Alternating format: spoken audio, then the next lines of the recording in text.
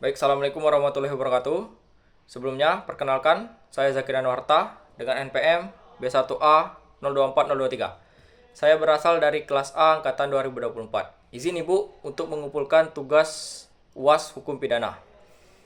Pada kesempatan kali ini, saya mengambil judul yaitu Teori Menentukan Locus Delicti. Sebelumnya, perlu kita ketahui bahwasannya locus delicti itu merupakan tempat di mana terjadinya tindak pidana. Dalam menentukan locus delicti ini ada 4 teori, yaitu yang pertama teori perbuatan material, yang kedua teori instrumen, dan yang ketiga teori akibat, dan yang keempat teori beberapa tempat. Baik, kita akan menjelaskan yang pertama yaitu teori perbuatan material. Teori perbuatan material ini adalah tempat perbuatan jasmani yang dilakukan si pembuat untuk mewujudkan perbuatan pidana. Kita contohkan, misal si maling mencuri di rumah warga di desa Tanjung Ati 1. Maka berdasarkan teori perbuatan material dapat kita tentukan bahwasannya locus delictinya berada di rumah tadi yang berada di desa Tanjung Ati 1. Lanjut yang kedua, teori instrumen. Teori instrumen ini merupakan tempat bekerjanya alat yang dipergunakan si pembuat. Dapat kita contohkan, misal si A menusuk si B di ruangan hukum J5.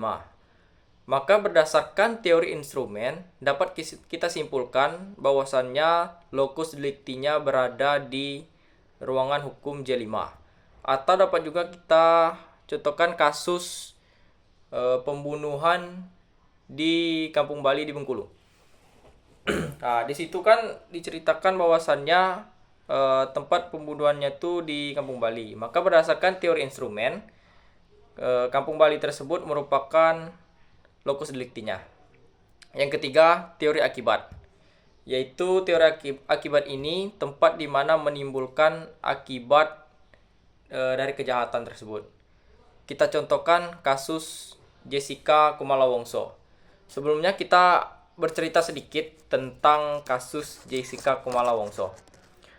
Saat itu Jessica datang lebih awal dan memesan es kopi Vietnam dan 2 koktail.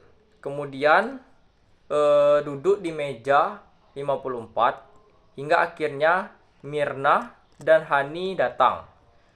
Setelah saling sapa menyapa, secara singkat cerita pun Mirna meminum es kopi Vietnam yang ada di meja.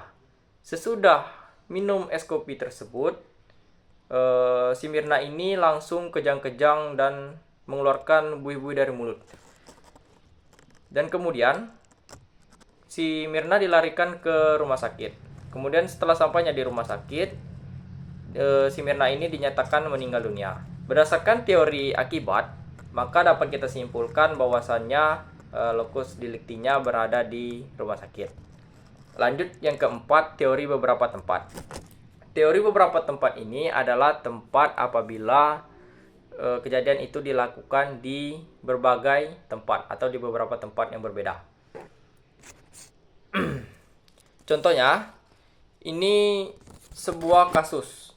Ada seorang pelaku kejahatan yang melakukan penipuan secara daring dari negara A, tetapi korban berada di negara B. Dalam kasus ini, locus delictinya dapat ditentukan baik di negara A, tempat perbuatan, maupun di negara B, tempat akibat. Berdasarkan teori beberapa tempat, kedua negara tersebut memiliki jurisprudensi. Baik, itulah tadi pengumpulan tugas UAS dari saya. Lebih dan kurang mohon maaf. Saya akhiri. Assalamualaikum warahmatullahi wabarakatuh.